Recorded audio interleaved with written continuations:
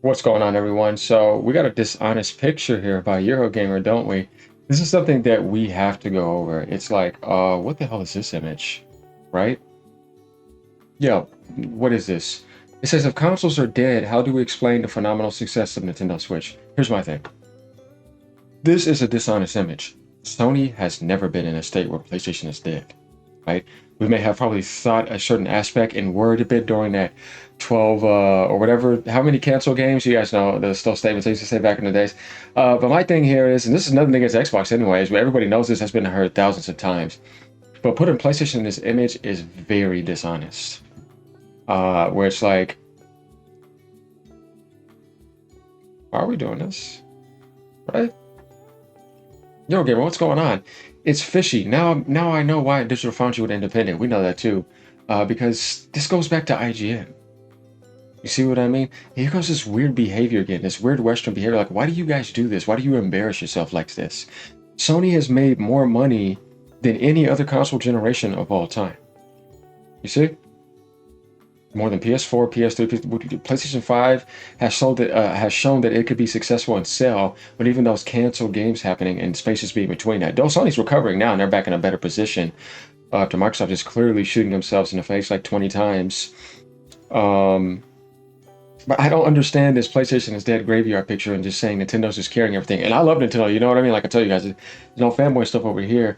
This is a thriving ecosystem, massively. And they're putting all their games over here. And they're even creating their own ecosystem within through PC, it's looking like, and their handheld in the future. But right now, the Portal, and things are still doing fine. Though that GTA 6 delay is, Sony probably doesn't like that. But hey, what are you going to do about that? Because that brings it closer to other things. But we need to get into this article because Eurogamer is just being completely dishonest here with this picture. You know, this is called clickbaiting and trolling people because it's like, this doesn't make any sense. But obviously, like I said, they wanted some attention, so it's pretty obvious. This guy's like, why are we pretending PlayStation isn't thriving? Clickbait, right? So going over to Eurogamer's website, it says, if consoles are dead, how do we explain the phenomenal success of Nintendo Switch? Consoles are far from being dead. Definitely when the Switch, Sony's making more money than ever before. Switch is outselling every other console in history. There's nothing dead about that. The only thing that failed was Xbox because Microsoft is moronic. All right. NES, no stopping it. Yeah, we know that. Oh, no, you know something. This is the beginning. I'm telling you guys right now. It's going to get more insane. Nintendo's about to get more crazy. Be prepared. When did we all start ignoring Nintendo? Was it the Wii era? Where you weren't paying attention to him? He's right, because remember I was just telling you in that last video about the 256 million install base, but you're still winning, though. Like, to me, I could have Nintendo do that right now, but am I going to stop getting my benefits if Game Pass is still good? No, I'm going there. And if I'm still enjoying my games there, I could still be winning as a gamer. If I'm going to PlayStation, I'm playing the hell out of that, even though Nintendo is selling more. That does not mean I can't enjoy those other consoles and they can't have winning aspects. You're damn right they do. You know what I mean? So, to me, it just depends on your end, honestly. Though we talk about things, you know what I mean? Some people can say, man, I still love PlayStation way more than Nintendo, though Nintendo's been beating them in so many categories. So I know Sony has their win in PS1 and PS2, you know, give them that no problem. But that's it. They only got two victories on Nintendo there. And even then, they had their handhelds to the side, too. So if you combine both of those in their software, you still see, man, it's tough. But hardware-wise, Sony is probably the most, like, I have to say, solidified in a sense of PS1 and PS5, where you knew it was that PlayStation 1, PlayStation 2, PlayStation 3, and they're going to have that success to almost 100 million every time. And there's like a solid identity to that, to where it's like, it's not going to be this change up. It's not going to be, you know, because Nintendo's very creative. They always innovate. Not that that's bad or anything, but I'm saying that's where Sony's kind of like solidification was at. And then Microsoft, they could have had that, but they just made too many dumb mistakes. But then we see Nintendo kind of doing that with the Switch 1 and the Switch 2 aspect. And I think it's good to keep that now because you have such a huge success on that don't change that this time. You know what I mean? So they were ignored, I think, because Nintendo's base and Nintendo in general were never really pushing for that type of war image. They were never really pushing for that mature, perverted adult image and get online and get in the chat all day and start up a bunch of stuff, get into some urban stuff. Hey, I'm just saying, you know what I mean? Get into all this stuff where you just don't see nobody do that. Nintendo, they have more of a friendly image, and they could have been dominating the whole world, but not in a sense in that spectrum. You weren't thinking of them like that, though they are winning and dominating. They're number one. but in a different aspect. And PlayStation's in their own lane, with Microsoft kind of like trying to win, and they're kind of winning in their own way. And you can have them all in your own unique manner. So me hearing consoles are dead just doesn't make any sense. That would mean PlayStation would have to fail, and Nintendo would have to fail, and all three of them would be in the same situation as Xbox. Other than that, I kind of feel like we're clickbaiting here, and we just want to kind of like make some content, or you know, you just want to grift or something. I don't know, because that seems to be the thing. He says because the moment Nintendo stepped away, that's when Nintendo decided to leave the raw power console fight to PlayStation and Xbox. Yeah, power never won. As you see, that's not what wins things. It's like in life. If all you have is power, you're corrupt. Power without love is corruption. With power, you need balance and love. Otherwise, it takes over. So if you're chasing power, it gets too much to your head. Then you realize the most important things, and things are out of sync. So I think that's the problem that Western society has, and that Microsoft never understood. And that when you think about every single time Nintendo has won in the handheld market, and how the Switch literally is dominating, the Switch 2 is dominating right now, as we see, it has nothing to do with power. And you look at all their sales, it has nothing to do with power and graphics. I got so many people saying, "Oh, this," like, shut up, see, you don't get it. I hate to say it, dude, but some of you guys just don't get it. I've seen some people say some things on PlayStation like, yeah, Nintendo's doing this at 30 frames. Look, man, you don't know what you're talking about. That has nothing to do with anything. Let me tell you something. When people pick up a game, if they're having fun and they're having a good time and they're having a smile, and they're in that feeling like they're playing Mario Kart or Animal Crossing or Luigi's Mansion, or you see what I'm saying? Or Xenoblade Chronicles, which are amazing games, or Zelda, you know what I mean? It's about what makes that game great. We got great gameplay. Timeless, evergreen gameplay. Great interaction, great direction, great world building. Great character design, memorable mascots. Amazing mechanics that you don't see in any other game. Multi-verticality map design. We're talking about all these things, but we're not talking about graphics and all this unnecessary 180 frames. Dude, once you get 60 or even 45 to 50 and it ain't dropping, you're fine, man. All this other stuff, like in the back of the days, you just pick up the box, look at the game, and play it, and you didn't even think about any metrics. You had the experience and the wonder and mystery of just being pulled in and enjoying it. You didn't think about it. And many people still have that today in the Nintendo world, where you just pick up that Pokemon game, you're running around on the bike, and you're having fun, and they want that more than anything. You take that away and give them all these useless specs like Unreal Engine 5. Dude, I don't care. It's garbage. You see what I mean? You give me all this sugar-coated presents, but guess what? When I open it up, there's no soul there. I want to go back to something older sometimes, or I want to just have a good time, and whatever gives me that, that's what I care about. That's why people get on Roblox. That's why people still play Minecraft. That's why people still play League of Legends. That's why people still playing Counter-Strike on Steam, or playing Dota. That's why people still playing NES on Mario, if you get what I mean. Like, there's something to it that makes you want to keep playing it. That evergreen formula. The formula, that too.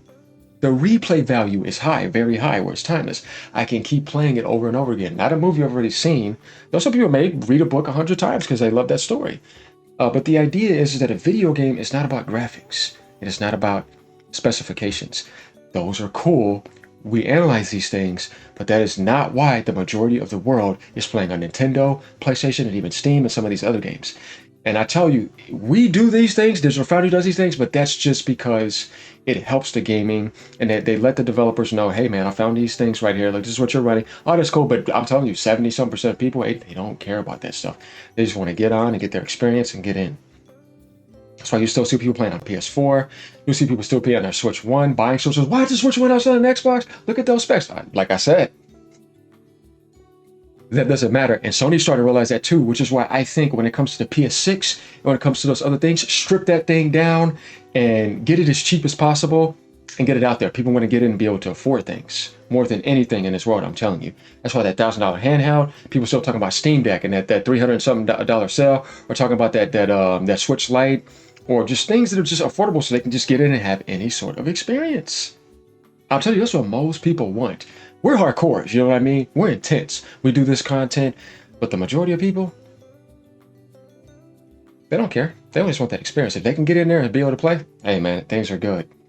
So remember that, because that's the most common denominator factor here. Just to let people know. So that's the thing why Nintendo don't chase power, because they realize things. Definitely after the GameCube. and let them slug it out while I did something else. Nintendo decided to focus on innovation and creativity and rethink the idea of console and keep the evergreen formula that people love. They're having fun, they're smiling, things are cute and charming, and hey man, that works, right? Like Animal Crossing selling 50 million. Those little Roblox characters. Nintendo decided, besides those weirdos, Nintendo decided to focus, they can burn, on innovation and creativity and rethink the idea of a console. The Wii being the result. I remember how it was greeted at that time. The revolution, as it was known then, with skepticism, decision, even. What was this comparatively low-powered toy? It wouldn't stand a chance against 360 and PS3, and yet, 256 million install base with the DS and the Wii U. Not Wii U, oh god. And the Wii. Yeah, let's not talk about that. That's like talking about the Vita. And maybe the series. I ask these questions because we're having a wobble in console town at the moment. We're looking ahead at the future and struggling to see what will be there. Well, I can tell you. It used to be so predictable. I kind of get what he means in that sense, though. Even every several years, the big three, Microsoft, Sony, and Nintendo, will release a new game machine and take pot shots at stage at each other at E3. Or in Nintendo's case, they conduct orchestras with Wiimotes. But here we are, more than halfway through this 9th generation. A generation that's widely considered to not have really gotten going. Yeah, and everything keeps going up, too. And politics is cancer. And we're seeing evidence of significant rethinking from Sony and Microsoft. Here's my thing. Microsoft lost their identity, but Sony kind of got in a hybrid identity crisis. And now they're finding their way back in a way. But you still kind of see that if your identity was so solidified, though, you still wouldn't be looking to Microsoft on certain things. And Microsoft wouldn't be looking and trying so many things all over the place. You can tell when somebody's all over the place. You know what I mean? Because it's like, get solidified. You know what I mean? So, but it's just good to see Sony recover, though. I mean, you don't want that for gaming because you want that competition, you want that those exclusives, and then you want to be able to see how that can possibly be in your hands maybe one day, or just be available, because if you don't have that, then you don't have real competition. It's like saying, I want to strip down all these sports teams and have like 3 or 4. Do you know how boring that's going to be? The more you strip down competition, the less competitive and creative some people can be. You don't want that. So Microsoft has all but abandoned the console battle with Sony and decided to publish Xbox games on all platforms because they had to. A move that would have been unthinkable in previous generations. Yeah, of course. You're not going to tell me, man, I'm with this sports player. You're going to be playing for me. You're going to be able to play for all these teams. Or, you know what I mean? Mickey Mouse, you're going to be over here. You can have Mickey Mouse and use him over there. It's like, what are you talking about? He belongs to Disney. This is how things always work. Everybody has their exclusive clubs and their identities. Because it makes things unique. Like, I don't want to go to a culture and see everybody be the same. You better have me something different. Like when I'm in this online service game, I'm exploring these zones. This better be magical and different. When I'm like, oh man, this is cool. This zone here is so magical. There's a unique identity there. Not going to the same thing and feeling like I have the same repetitive, soulless behavior like you have in those free-to-play games. Where it's like, man, where's the soul and the creativity at? This needs to be unique. Like when I go to Costa Rica, I better not feel like I'm in America. When I go to Japan, I better feel like I'm in Japan. When I go to you know what I mean? Rome or Italy, I better feel like that unique. So you guys get what I mean? When I go to India or Jamaica or whatever you want to say, Hawaii, you mean there's a uniqueness and there's an identity there. You want that exclusiveness because that's what makes it worth visiting every time, because you could only get it there. That matters. You don't want to travel around and explore and it's all the same. That's soulless. That's why I like the idea of a never-ending story, because that's very true. It's infinite and never-ending forms and all that. Not to get too into that, but still. Microsoft has all but abandoned the console battle, as we see. So now you guys understand where I'm saying it in that perspective. It's not trying to beat down Xbox. It's more like you have to understand. You knew that felt great when Microsoft had that party chat identity, that Halo Gears certain identity. When you went on the Xbox, you thought about that only in that world, and you were going in there for that. That was there and that mattered. You know what I mean? And when that's gone, that doesn't feel good. When you just feel like it's everywhere else. Then what's the point then? You see what I mean? What's the point of me visiting you if you're just like everybody else? There's no point. So that's my thing with Eurogamer. Sony still has their identity. They got their money hat identity. Nobody be money hat like Sony. I have to give it to them. Their money hat identity is insane. But though, do I really think that's something impressive? No, but I'm just saying, they do that, and then you can have those games on the PlayStation ecosystem. You have these first-party like movie rush narrative games of the side little character and a little say anything on a puzzle. Like that's PlayStation. When you think of certain mascots like God of War and something like that, and it's different compared to Nintendo. So I mean, you do not want it to be the same. What's the same if these consoles are the same but totally similar insides, like AMD? You're too similar, like in that sense. So make things innovative. Everybody knows this. So yeah, Eurogamer. I just don't understand why you're putting that PlayStation Gary got some of that. That's crazy. There's significant change going on, and it's needed as production costs continue to rise. Audience ages and punitive import-export tariffs inflate prices even further. Oh, shut up. This is the first generation where the price of consoles have gone up after launch. The problem with tariffs is not necessarily it going up because you want to strengthen first party. I told you, identity. Now you understand what he's trying to do. It's the vampires jacking the price up again. They're assholes. You already made billions, hundreds of billions. You assholes should leave that price alone. You may have enough goddamn money. And you know damn well that people over here are being starved out and they don't have enough money. Why are you jacking that price up after they do it? You know, if you want to strengthen your brand, you got to strengthen that first party. When you got third-party vampires taking everything, it's like, no. And they're going to get mad. So, no, jack that price right back up. Then what? The rich get richer and people get poor? Because that's what's going to happen when it happens. If it doesn't get to something very good in the long term like it's promised, then it's going to look like that. And I understand people's concern for that because that's what that is. If it's not going to happen, then it's a never-ending war between somebody who appears to maybe be a dictator or tyrant versus somebody who's vamping off of his in-house. And he's like, I'm tired of that, man. No, I'm hitting all of you. Stop vampiring off of my in-house. And then if it's never ending, then the people are just suffering. If there's not a point to where it's like, okay, you know what? You're right. We've made enough money and they're starving out there and things are just too bad. So I just want to explain some things to you guys so you can look from a higher point of view from an eagle, because I got the eagle perspective. Can we give them a bit of a break? You know what I mean? But hey, man, trust me, I know. So cue Nintendo cartwheeling into the po-faced industry. Sit down having played hopscotch during break time while everyone else was talking and worrying. Nintendo came up with the answer, the proof. Nintendo this week revealed that the original Switch is about to become the fastest selling game machine ever, right? Soon surpassing the runaway leader, the DS. It already did it, but we got the results for last month. The Switch has 154 million sales, a difference of 10 million sales, if I'm doing my maths right, which is such a thrilling figure. Passed on with, sorry, that's wrong. He said, if I'm doing it right, which is a thrilling figure if it will be passed within weeks. Maybe it already has been seen. So that's my thing with that. And you know, we look down at these numbers right here. We see the 3DS, the Wii, the SNES and NES, the Game Boy Advance, and the Game Boy, and the Switch being at 154 million. Even though the Switch is going to be over 100 million. We kind of get the idea here. So Nintendo's been around for quite some time. They've always ran two markets simultaneously. There's nothing you can really do about that. At all. So the only thing I have to say is that I hope they don't jack up the price because they don't need to. They're winning. And that's pretty much what I have to say about this. So yeah, as far as Eurogamer trying to put PlayStation in that picture, I mean, it's kind of stupid if you think about it. It doesn't make any sense at all. So let me know what you guys think about this. Like, comment, subscribe. Peace out. Have a great day.